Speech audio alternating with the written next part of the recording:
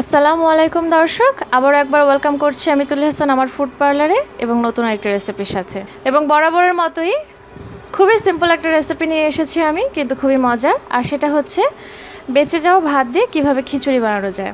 ভাত দিয়ে আমরা ফ্রাইড রাইস কিংবা ভাত ভাজা তো অনেকেই খেয়ে থাকি, আর ইদানিং নানান চ্যানেলে আরও নানান ধরনের জিনিস দেখাচ্ছে। তো যাই হোক, বেঁচে যাওয়া ভাত দিয়ে কীভাবে খিচুড়ি রান্না করা যায় সেটাই আমি আজকে আপনাদের কাছে উপস্থাপন করব। তাহলে চলুন দর্শক, দেখে নেওয়া যাক এই রেসিপিটা। তো খিচুড়িটা রান্নার জন্য আমি অবশ্যই একটা প্যান বসিয়ে দিয়েছি চুলায়। আর এই খিচুড়িটা রান্না করতে কোনো ডালের প্রয়োজন নেই। এখানে আমি বেশ কিছু ভাত নিয়েছি আর ভাতটা দিয়ে দিচ্ছি এখন প্যানটার মধ্যে। আর ভাতটা খেয়াল রাখতে হবে যেন কোনো দলা বেঁধে না থাকে, দলা থাকলে হাত দিয়ে একটু ভেঙে দিতে হবে। আর এই খিচুড়িটা কিন্তু আরও ভালো হয় যদি কিনা ভাতটা নরম নরম হয়ে যায়। অনেক সময় দেখা যায় ভাতটা নরম হয়ে যায় কিংবা পানি ছেড়ে দেয়, সেই ভাতটা দিয়ে আরও বেশি ভালো হয়, তাহলে লাটকা খিচুড়ির মতো হয়। তো আমার কাছে সেরকম ভাত নেই, আমি ফ্রেশ ভাত দিয়ে আপনাদেরকে রেসিপিটা দেখাচ্ছি। এবারে এর মধ্যে দিতে হবে পানি, বেশ পর্যাপ্ত পরিমাণেই পানিটা দিতে হবে যাতে করে ভাতটা ডুবে থাকে। আমি এখানে টোটাল 3 কাপ পানি দিলাম।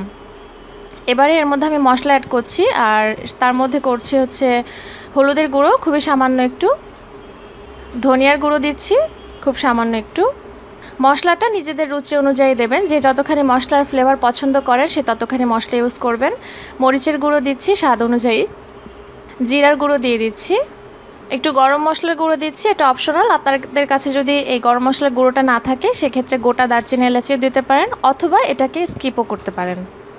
তো এবার সব কিছু একটু ভালো করে নেড়েচেড়ে মিশিয়ে নিচ্ছি।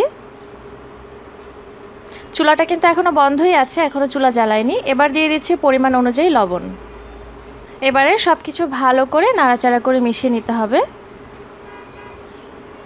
মেশানো হয়ে গিয়েছে, এবার আমি চুলাটা জ্বালিয়ে দিচ্ছি এবং চুলার আঁচটা হাই হিটে রেখে আমি ঢাকনা দিয়ে বেশ কিছুক্ষণ রান্না করব, যতক্ষণ না পর্যন্ত এই পানিটা শুকিয়ে গায়ে গায়ে চলে আসবে। হয়ে গিয়েছে প্রায় 3-4 মিনিট পরে কিন্তু পানিটা শুকিয়ে গিয়েছে, পানিটা একদম গায়ে গায়ে চলে এসছে। আর যেহেতু এটা আমি ঝরঝরা ভাত দিয়ে করছি তাই এটা অনেকটা ভুনা খিচুড়ির মতোই ঝরঝরা হবে। এবারে এই খিচুড়ির কড়াইটাকে আমি একটা অন্য চুলায় সরিয়ে রাখছি, বন্ধ চুলাতেই রাখছি। আর এই চুলাটায় একটা প্যান বসিয়ে দিলাম, কারণ এখন এটাতে আমি বাগারের কাজটা করব। প্যানে দিয়ে দিলাম আমি এখানে তেল, আপনারা চাইলে কিন্তু ঘি দিয়েও এই বাগারটা দিতে পারেন, সেক্ষেত্রেও ফ্লেভারটা ভালো আসবে। এবারে এই তেলটার মধ্যে আমি দিয়ে দেবো কয়েকটা শুকনো মরিচ বোটা ছাড়িয়ে। আপনারা চাইলে শুকনো মরিচগুলোকে একটু কেটেও দিতে পারেন, তবে সেক্ষেত্রে ঝালটা ছড়িয়ে পড়বে। আর গোটা গোটা দিলে ঝালটা ছড়াবে না, জাস্ট ফ্লেভারটা থাকবে। আমি দুটো একটু ভেঙে দিলাম আর বাকিগুলো আমি গোটা গোটায় দিচ্ছি। মরিচগুলোকে একটু ভেজে নিচ্ছি আর দিয়ে দিচ্ছি কুচি করে কেটে রাখা পেঁয়াজ এবং রসুন। এই খিচুড়িতে রসুন এবং এই শুকনো মরিচের ফ্লেভারটাই এই খিচুড়ির আসল টুইস্ট। তো রসুন যত বেশি দেবেন ততই ভালো লাগবে। এবারে সব কিছুকে ব্রাউন করে ভেজে নিচ্ছি। সব কিছু ভাজা হয়ে গিয়েছে, এর চেয়ে বেশি ভাজলে কিন্তু তখন আবার একদম পোড়া পোড়া একটা টেক্সচার এসে যাবে, কালচে হয়ে যাবে। তো এখন করতে হবে খিচুড়ির কড়াইটার মধ্যে এই ভাজা পেঁয়াজ রসুন এবং মরিচের যে মিশ্রণটা সেটাকে ঢেলে দিতে হবে। এবং চুলাটা কিন্তু এখন জ্বালানো রয়েছে এবং চুলাটাকে একদম লোয়ে রেখে সাথে সাথে ঢাকনাটা দিয়ে দিতে হবে যাতে করে ফ্লেভারটা পুরো খিচুড়ির মধ্যে ছড়িয়ে পড়ে। তো এভাবে অপেক্ষা করব ঠিক 2 মিনিট, চুলার আঁচটাকে একেবারে লোয়ে রেখে। তো 2 মিনিট পরে আমি ঢাকনা খুলে নিচ্ছি। এখন চুলোর আঁচটা আমি বাড়িয়ে দেব আর খুব ভালো করে এই খিচুড়ির সাথে মশলাগুলোকে খুব ভালো করে নাড়াচাড়া করে নেব, যাতে করে সম্পূর্ণ খিচুড়ির সাথে এই পেঁয়াজ রসুনের মিশ্রণটা মিশে যায়। আর কিন্তু কোনো কাজ নেই, আমাদের খিচুড়ি বানানো কিন্তু শেষ। এখন শুধুমাত্র এটা গরম গরম পরিবেশনের পালা এবং গরম গরম খাবার পালা।